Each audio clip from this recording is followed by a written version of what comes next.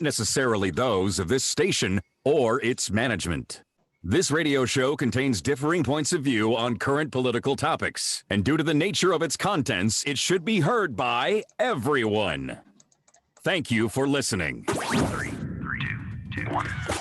Now live from the Devil Radio Studios in Madison, Wisconsin, where the political party is just beginning. Welcome to the Devil's Advocate Show. Friends proving it's never personal, only politics. Please allow me to introduce myself. Here is your host, Mike Crute. Thank God it is Friday. Welcome to the Devil's Advocates Radio Show. We made it, everyone. The weekend nearly upon us. Try to get you home safe. Just keep listening. Hold on to the wheel tight. It's going to be a bumpy ride. Some breaking news, some exciting breaking news. We'll get there in a minute. There is some new polling out, and I got a pollster extraordinaire joining me at 3:30 at the bottom of this hour, about 20 minutes. Charles Franklin, a Wisconsin pollster of some renown, Marquette University Law School polling. But this newest polling, this is national polling. And this polling is about the U.S. Supreme Court. And we want to hear about that, of course. And also a possible head-to-head matchup between Donald Trump and Joe Biden and the national voters. I'm just going to preview that one poll. Joe Biden kicks Donald Trump's ass still. So take that, Trumpster. We'll talk with Charles Franklin, 3:30. Yesterday on the big show, felt like I was being a little self-indulgent. I hate to be terribly self-indulgent, but if I got off my duff, if I got out and went on a field trip and tracked down U.S. Senator Ron Johnson and asked him a timely question, I thought it was a timely question, and I also got the reaction from Ron. It'd been more than a year. You know, he went full Trumpster, full crazy since I'd last seen Ron. Wanted to see what his reaction to me would be. Well, if you tuned in yesterday, you heard most of that story. More than you wanted to hear, probably. I felt like I was being self-indulgent. I felt like, man, why should I talk about Ron Johnson so much on this big national show? I feel bad for the national audience. Well, I take any apologies or thoughts thereaback because last night, Ron Johnson got hammered on show after show after show. Ron Johnson got hammered, first and foremost, Joy Reid, MSNBC. He was declared at the end of the show, new category. I hadn't seen her do this before. I'm not always a Joy Reid person. Declared Ron Johnson the absolute worst. Yes, probably. And then Rachel Maddow also went after Ron Johnson. And then even later at night, I didn't watch Lawrence either. Had something I was doing. But I did watch Stephen Colbert. And Stephen Colbert, the late night show, CBS, Stephen Colbert hammered Ron Johnson. Hell, Stephen Colbert wrote a freaking song about Ron Johnson. Well, I didn't write a song, but I hammered Ron Johnson yesterday. I hammered first and I hammered hardest. So I like to think I'm the velvet, the hammer here. Ron never saw it coming. So first and foremost, what is all the outrage about? If you didn't notice, if you hadn't been paying attention to any of the shows yesterday, especially this very important show, we've got the sound, don't we? We've got the Ron Johnson. Now this sound 2 days old. Let's play the Ron Johnson from 2 days ago, a interview with WKBT, a Wisconsin TV station, Channel 8 in La Crosse, your news leader. He said something about the parents and the kids and the role of society. What did he say? Let's play it for the people. Senator, you made a statement. That's not it. Not mine. We got to go back 2 days and get the sound that set all of this in motion. Got that from 2 days ago? Well, that's awkward. So anyways, let me just tell the story. Ron Johnson, and I mean, how could you not have heard this by now? Ron Johnson went on this Channel 8 in La Crosse, and basically told them his belief is that, parents should think very long and hard about having children. And children are the responsibility of parents not so much society. And a lot of people sort of were taken aback by Senator Johnson, the senior senator from the state of Wisconsin. They were taken aback by what he said.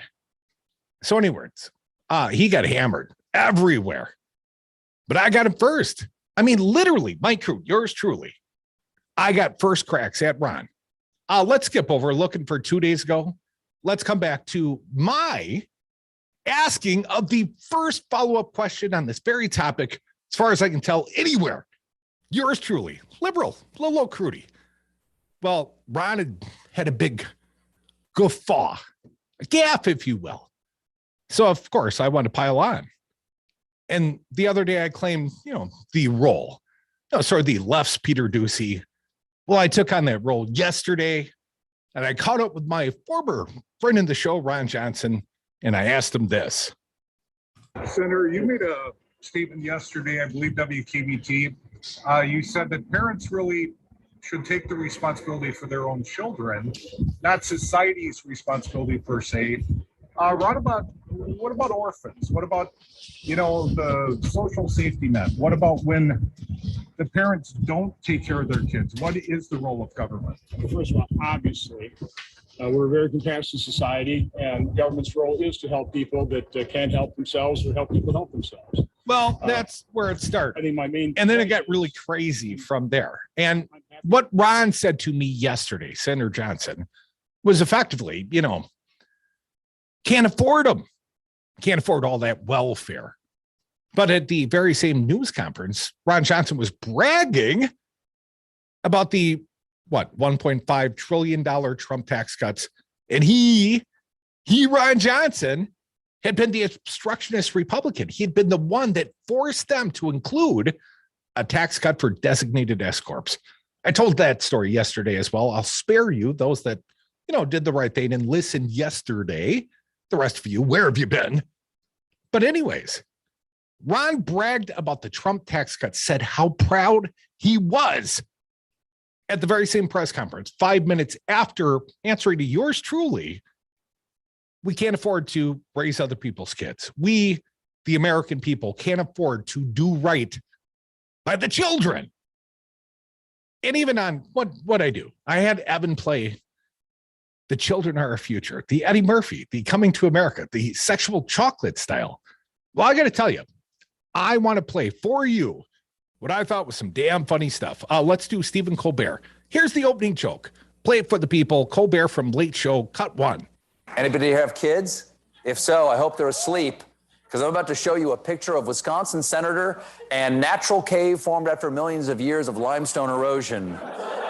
Ron Johnson. This week, Senator Johnson gave an interview where he explained why he opposed the child care subsidy for working parents. People decide to have families and become parents. That's something they need to consider when they make that choice.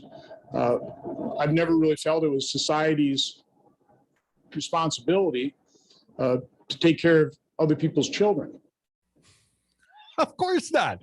Why would you serve in the U.S. government? Why would you want to be a U.S. senator if you don't care about your neighbor's children? More from Colbert last night. Cut 2.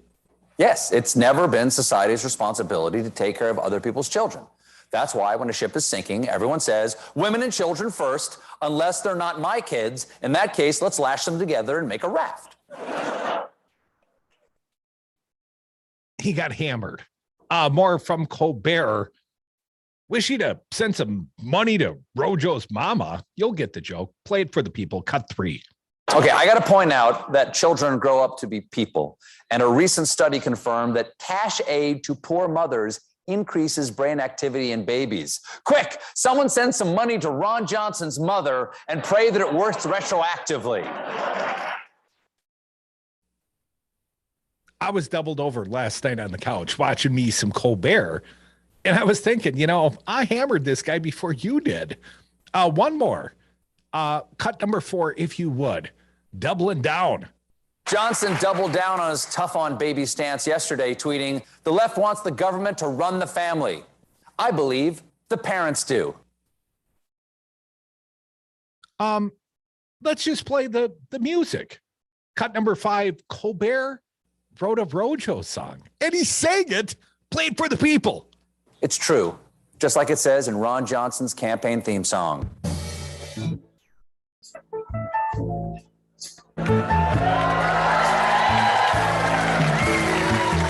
I believe that children are a burden, not my problem. I don't want to help. Let them fight like chickens in a big old ring. Give them a razor blade to cut their enemies.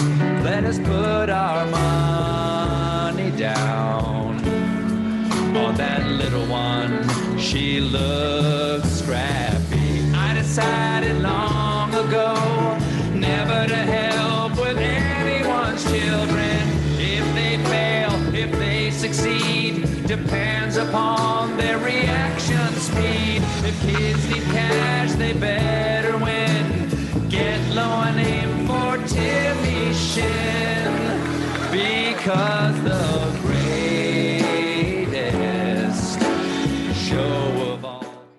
You are listening to the greatest radio show ever, but it's pretty bad.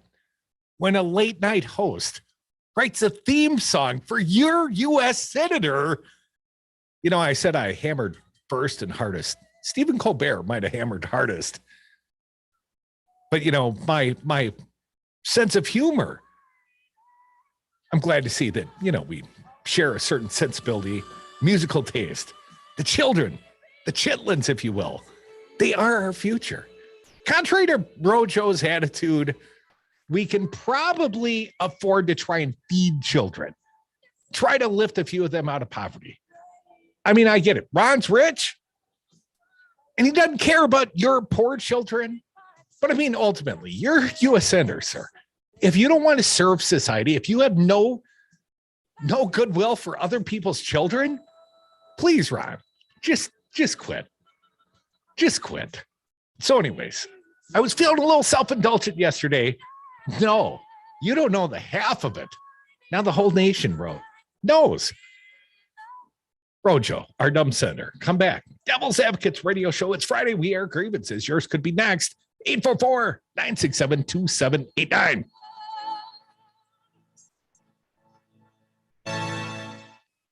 Hi, it's Olivia Munn with my shelter pets, Frankie and Chance, reminding you that when you adopt a shelter pet, you discover all the things that make them unique. Adopt pure love at theshelterpetproject.org. Brought to you by the Ad Council, the Humane Society of the United States, and Maddie's Fund. To protect her home and family in a disaster, Karen was willing to wade through water, mud, and insurance paperwork. Yeah, I can do this. You go, Karen! By simply understanding and updating what her insurance covers and doesn't cover now, she'll be better prepared no matter when disaster strikes. Learn other simple ways to protect your home and family before a natural disaster at ready.gov. That's ready.gov. A message from FEMA and the Ad Council. President Trump lost the election. Joe Biden won the election. Collectively, Republicans got 1.661 million votes, 51,000 more votes than Trump got. He exhausted his cases. He exhausted the court challenges. All the Republicans voted for Trump the way they voted for the assembly candidates. He would have won. It was not rigged. It was not stolen. Donald Trump lost the election. Joe Biden won the election. It's really clear. This message was paid for by the People for People Corporation. Donate online at p4ppc.org. You care for the house, the kids, and our future. A Shiro's day is never done. So let's start saving a little more now. Get free tips to help boost your retirement savings. Visit aceyourretirement.org. Brought to you by AARP and the Ad Council. Spruce up your home with soy candles from Wisco Home Goods. I'm Don, one of the owners of this family-owned Midwestern business in Madison, Wisconsin. Our candles are 100% sustainable and come in a variety of unique blends and scents. Did you know our candle jars are also double old-fashioned glasses? That's right, buy a candle and you get a free cocktail glass. Check out our blog at wiscohomegoods.com/blog for more information. That's wiscohomegoods.com/blog. I mean, you punch that baby. Is anyone asking how my hand feels after punching that iron-like jaw of that baby? How was your hand? I can't even make a fist. Ugh. I tell you right now, though, I'm so angered by seeing that, I wish I could go out and punch that baby again. 60% of the time, they're right every time. The Devil's Advocates. Clang, clang, Maxwell Silverhammer made sure that she was dead. Welcome back to the Devil's Advocates Radio Show, the Friday edition. Airing of the grievances. It is the custom here. Yours could be first, next, last. We'll take plenty of them today at 844-967-2789.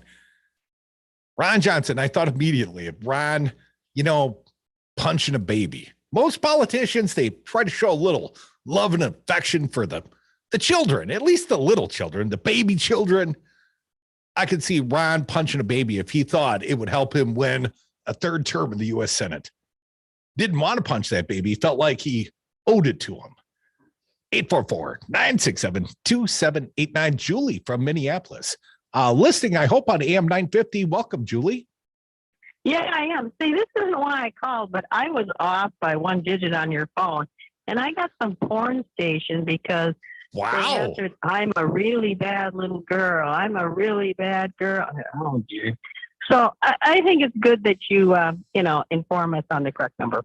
Well, our phone number is 844-9696, but it ends with party, P-A-R-T-Y.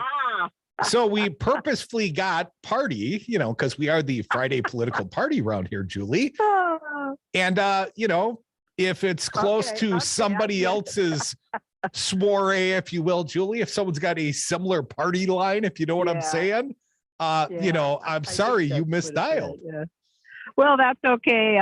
Anywho, I wanted to talk about one irritating thing. There's so many, obviously. One really horrific thing regarding the Republicans and children is, I think all your listeners should realize that for over 50 years, the Republican Party has had a goal of eliminating public schools. And, that's what the big dark money wants. That's what the not so big and not dark money wants of the Republican Party. And so that's the thing that really, really gets to me. What do you think? Well, I think there has certainly been an effort afoot here in this state of Wisconsin. Milwaukee, Wisconsin was sort of the birthplace of the voucher school movement. And it's been going on for 25 years. And we have seen the resources drained out of the Milwaukee school district. And, I know they're doing the best they can. And there are still 75,000 kids, I believe, in that district. But there are like 30,000 kids that have been pulled into other alternative districts at the taxpayers' dollar. Often they are church-related schools. And I don't think they've ever properly litigated whether it's appropriate to use the public tax dollars to fund church schools. But setting that issue aside, I think it undermines the school districts. I wish the governor of the state of Wisconsin, Tony Evers, had been a little more adamant in utilizing that issue, which is certainly near and dear to Republicans, as a point of leverage, if nothing else, Julie. If you want your voucher schools, if you want to continue to have this uncapped mandate, this parallel school district, because we have a constitutional mandate, I believe, in the state of Wisconsin to provide a free public school education. But we can't afford to provide two parallel districts fundings. So if we continue to bleed off the commons, off the public, at the expense or to the benefit of voucher schools that cannot provably demonstrate they've got better outcomes, that often eliminate kids like mine, who is on the autism spectrum and has an IEP, well, they don't have to take kids like that. The public schools do. Koch brothers have actually said many years ago that they don't want public schools. And they've actually said, of course, they don't believe in Social Security or Medicare, too. So this is a nationwide effort, too. So thanks for your time. Well, I appreciate it, Julie. And I think it's almost segregationist in this way. If you continue to diminish the public schools, those with resources, they pull their kids out. They want a better education. God forbid, my kid should have to go to school that is less than a quality school.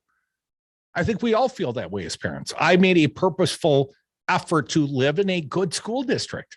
I know lots of people that do. but I also had the resources. I had the ability, the wherewithal to move if I thought my district wasn't doing and being what it could be for my children. Not everyone has that. Not everyone can just get up and uproot their lives. So, the argument being put forth by Republicans here in the state of Wisconsin and nationwide, let's not forget the last president put Betsy DeVos. Betsy DeVos is the champion of taking from the commons and giving to the private. It's amazing to me how these Republicans, these supposed capitalists, what do? They privatize the profits, and of course, they socialize the losses. Anyways, 844-967-2789. So I'm sorry for those of you outside the great state of Wisconsin. I'm sorry that you got to hear so much about my dumb senator, Rojo, Ron Johnson. But the problem is, well, first and foremost, he's from Minnesota, so we blame you folks. But above and beyond that, he is sort of a national laughingstock. There is one other tremendously big breaking story of the great state of Wisconsin, and this is national news as well. Remember the fraudulent Trump electors, the Republicans that went out and said, we're the alternative electors. In fact, we're the ballot electors. We're the fraudulent Trump electors. Well, here in the great state of Wisconsin, we chose Joe Biden at the ballot box. But there were 10 false Trump electors that try to claim, no, they were duly elected. And they have been subpoenaed, at least 2 of them. Kelly Rue, R-U-H, I hope I'm saying her name right. By the time she gets fully indicted, I'm sure I'll learn how to pronounce her name properly.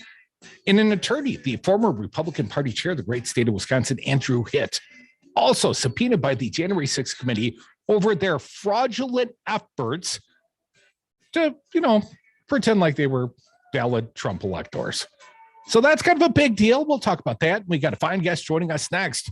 Charles Franklin, pollster extraordinaire, national polling on the Supreme Court and Biden v. Trump 2.0. Tell you all about it. Charles Franklin when we come back.